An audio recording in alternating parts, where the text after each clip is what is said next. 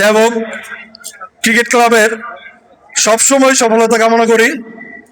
যেহেতু সময় খুব সন্নিকটে, আবহাওয়া খুবই মেঘালয়, সেজন্য আমরা আর সময় জ্ঞাপন করব না।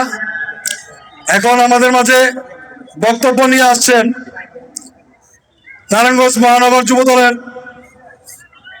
কর্ণধার, রাজপথ দাবিয়ে বেরিয়েছেন যিনি, আমাদের মহানগর যুব দলের সফল আহ্বায়ক, যিনি আমাদের আহ্বায়ক কমিটির পরে 151 কমিটি সফল এবং সুন্দরভাবে পরিচালিত করে আসছেন এবং আগামীতে আমাদের ওয়ার্ড ইউনিয়ন পর্যায়ের কমিটিগুলি যিনি করবেন তার কাছে প্রত্যাশা রাখি।